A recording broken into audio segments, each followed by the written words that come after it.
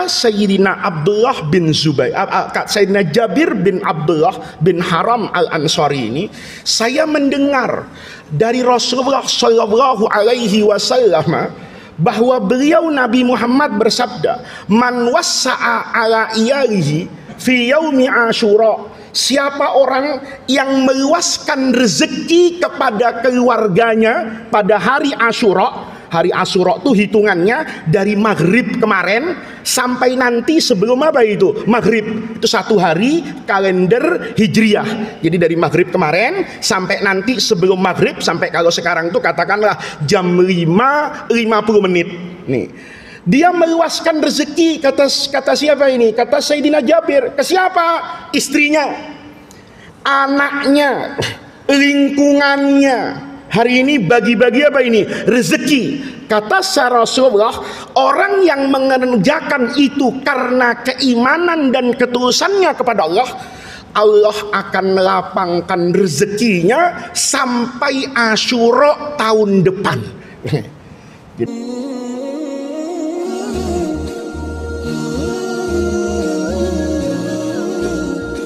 Alhamdulillah, takdir Allah mempertemukan saya dengan bapak-bapak ini di hari yang baiknya berlipat-lipat. Hari ini adalah hari yang baik karena ini adalah hari Senin, hari di mana Rasulullah Shallallahu Alaihi Wasallam membiasakan diri beliau untuk berpuasa. Ditanya Rasulullah Shallallahu Alaihi Wasallam, mengapa engkau ya Rasulullah berpuasa di hari Senin?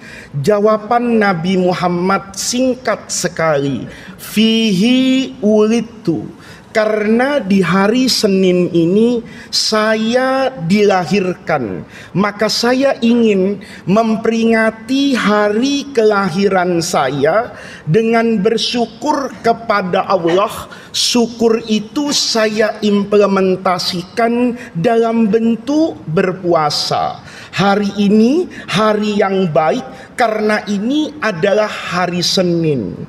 Kemudian yang kedua, hari ini adalah hari tanggal 10 Muharram.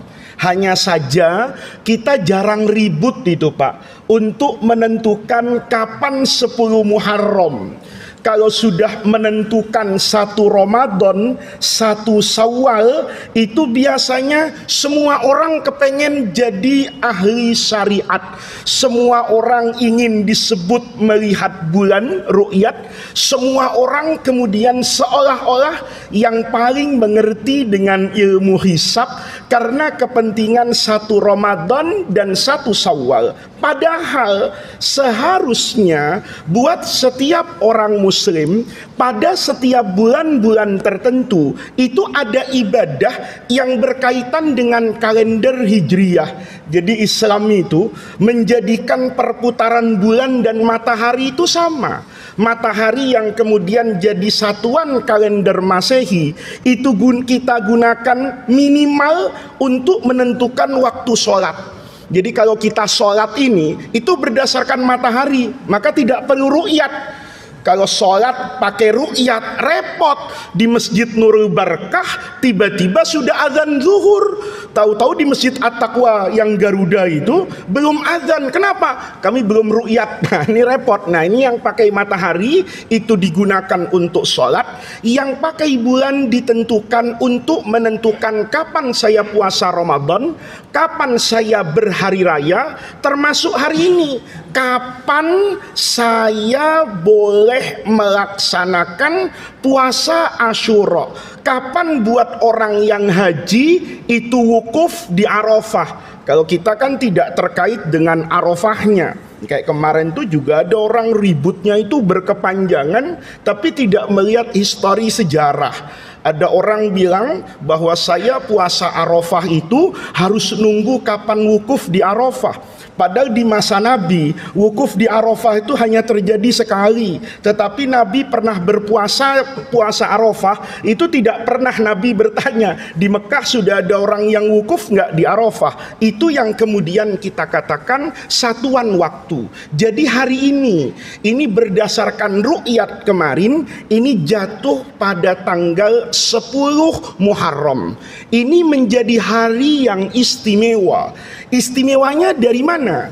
Itu saat Rasulullah Shallallahu Alaihi Wasallam qadimal Madinata, itu dalam Sahih Bukhari, Nabi sampai di kota Madinah. Begitu sampai di kota Madinah, Nabi mendapatkan kaum Yahudi yang ada di Madinah itu sedang melakukan puasa. Ada riwayat yang mengatakan hari itu diistimewakan oleh Yahudi.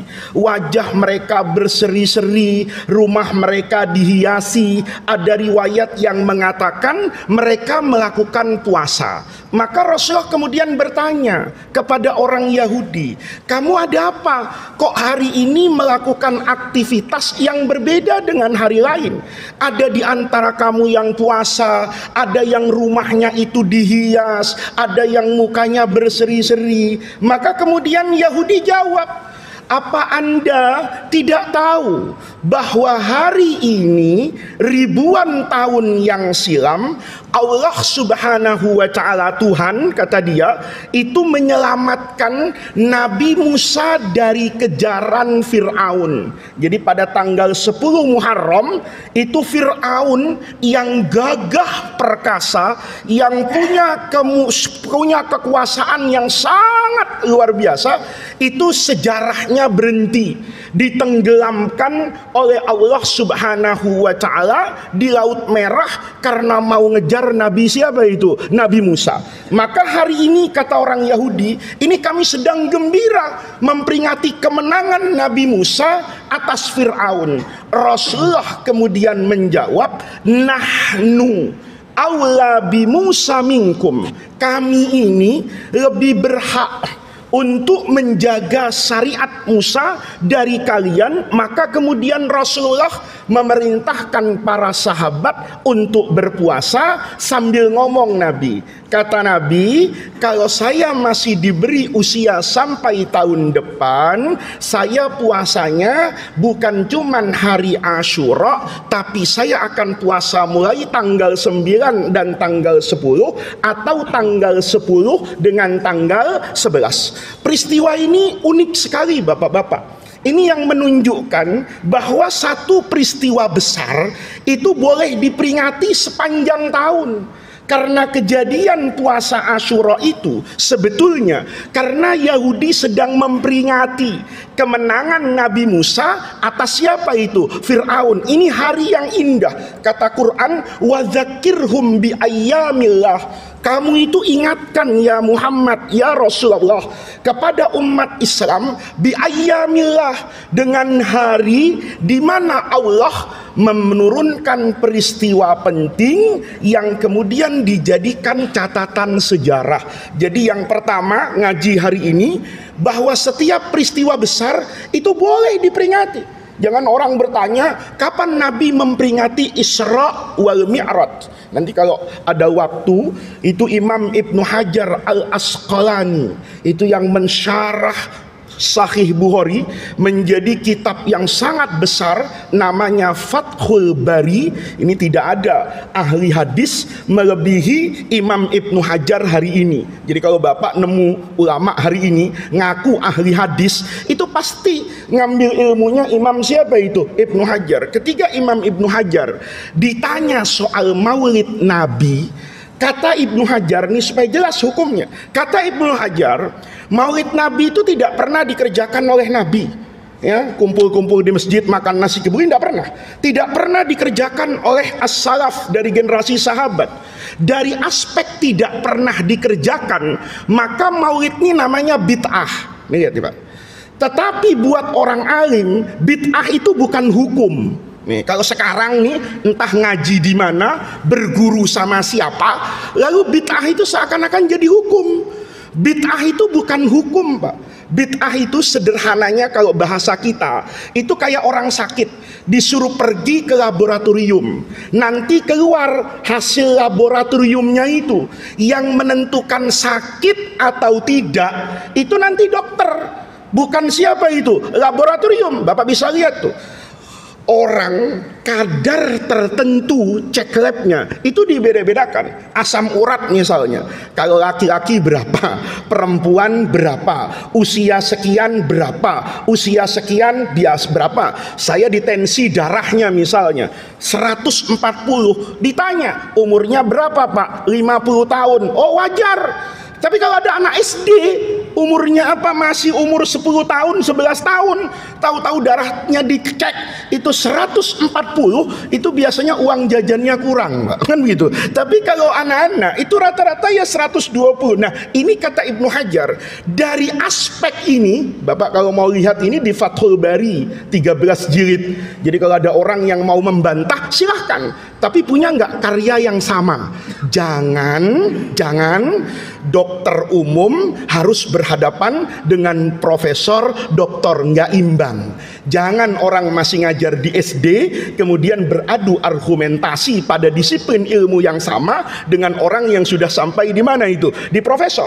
Ini Ibnu Hajar Fathul Bari, tidak ada orang yang memahami Sahih Bukhari kecuali baca itu. Kalau ada orang bilang saya tidak butuh Fathul Bari, ya itu dalam tradisi Islam dilempar ilmunya dianggap nggak mu'tabar. Salah-salah gurunya apa itu? Setan mungkin. Ini Ibnu Hajar bilang amal maulid itu namanya bid'ah. Bid'ah itu bukan hukum. Dari firman Allah, badi'us samawati wal ardi, Allah itu dikatakan bid'ah ketika menciptakan langit dan bumi. Kenapa? Karena langit dan bumi itu tidak ada contohnya. Ketika Rasulullah Shallallahu Alaihi Wasallam ditentang oleh ahlul kitab Yahudi dan Nasrani, orang Nasrani mengatakan Nabi Isa itu nabi terakhir, nabi yang hanya Nabi Isa yang bawa ajaran samawi. Yahudi bilang begitu sama. Kata Nabi Isa, kata Nabi Muhammad, ma kuntu bid'an minar rusul, saya bukan rasul bid'ah, gitu loh. Kalau Anda orang Nasrani, kata Nabi Muhammad, tidak mau menerima saya karena ada lagi syariat setelah Nasrani, Anda juga sama dong. Dulu Yahudi juga tidak mau terima ada syariat setelah syariat apa ini, Yahudi. Saya ini bukan rasul bid'ah, bukan sesuatu yang baru. Saya diwahyukan oleh Allah, inna auhayna ilaika kama auhayna ila Nuh, dan seterusnya. Jadi kata Ibnu Hajar, dari aspek maulid, ngumpulin orang, Isra Mi'raj ngumpulin orang, ada yang ceramah, itu bid'ah, barang baru. Pertanyaannya, apakah setiap yang baru itu tidak boleh dikerjakan? Nah ini permasalahannya. Ngajinya separuh, hadisnya cuma baca kullu bid'atin dolalah. Seakan-akan kulun itu semua tanpa kecuali.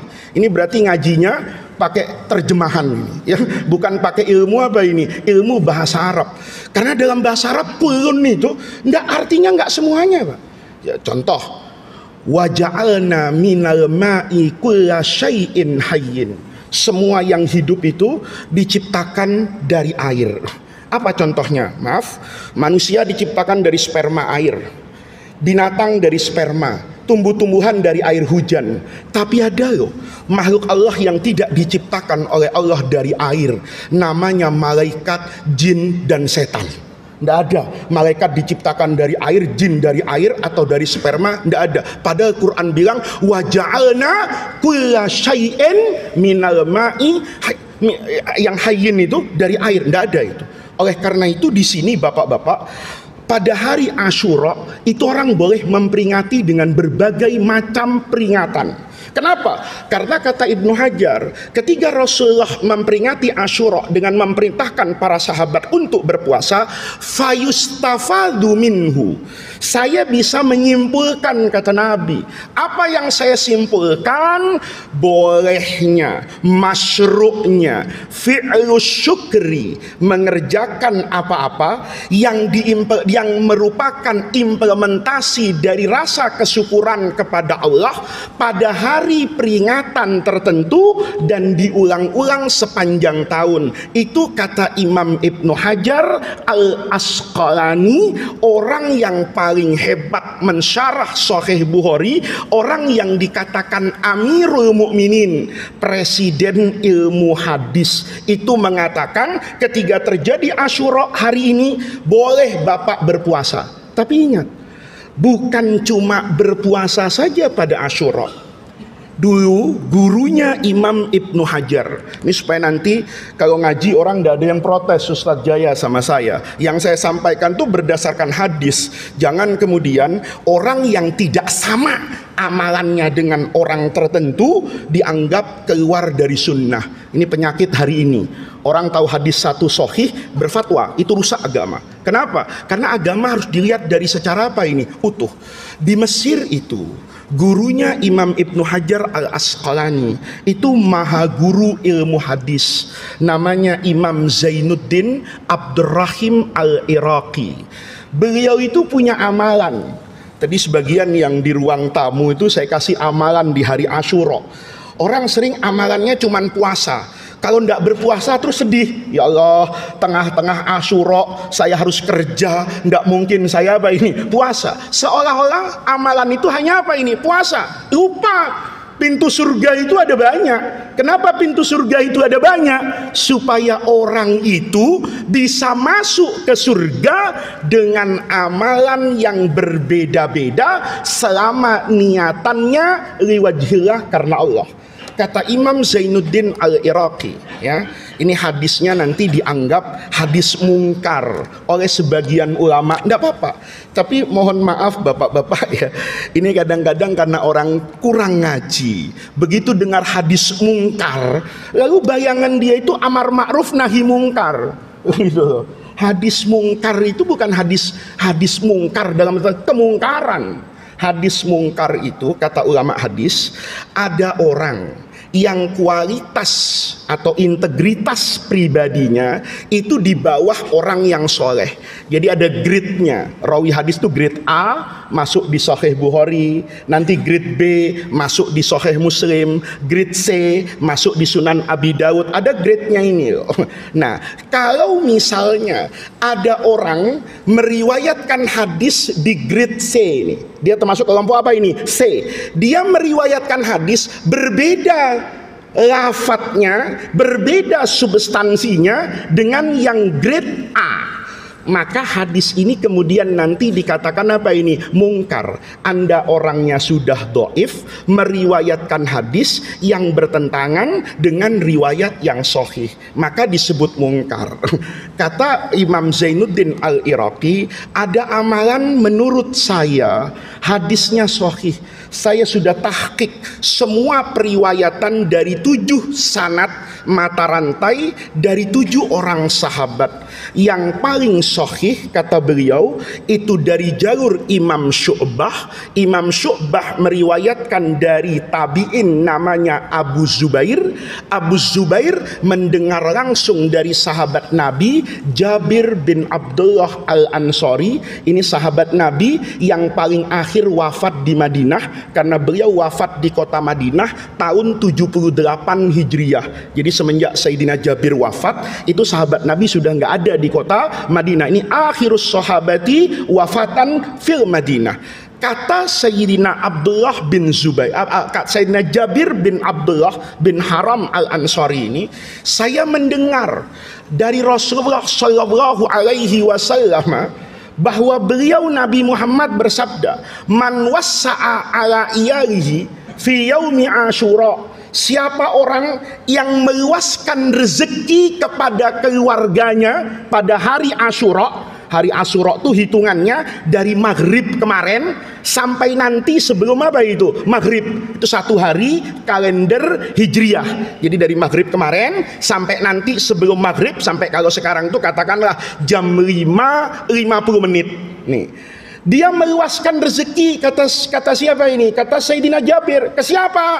Istrinya, anaknya, lingkungannya, Hari ini bagi-bagi apa ini? Rezeki. Kata Rasulullah, orang yang mengerjakan itu karena keimanan dan ketulusannya kepada Allah, Allah akan melapangkan rezekinya sampai Asyura tahun depan.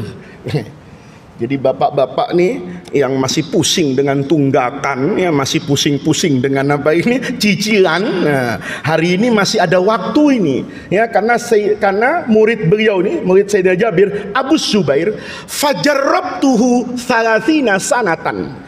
Saya karena dapat ilmu itu dari guru saya Sayyidina Jabir, maka jarrabtuhu, saya amalkan. Nah ini, saya amalkan berapa tahun? Salasina sanatan, 30 tahun.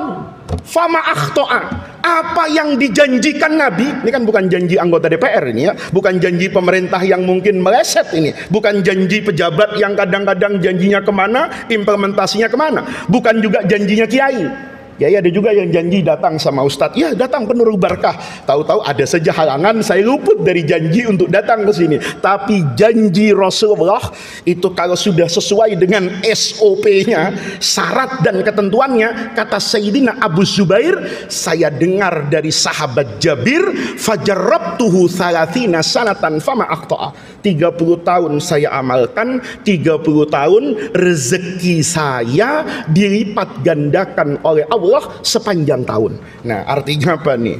Bapak-bapak yang tidak puasa karena panas, karena harus kerja berat, itu jangan sedih seolah kehilangan keistimewaan hari apa ini? Asyura. Cepat selesai pengajian ini, ambil handphonenya, m-bankingnya transfer ke istrinya, ya kasih istrinya. Kalau biasa tadi mau berangkat ke kantor ninggalkan uang 100.000, ternyata saldo m-bankingnya masih apa ini banyak, bahagiakan istri.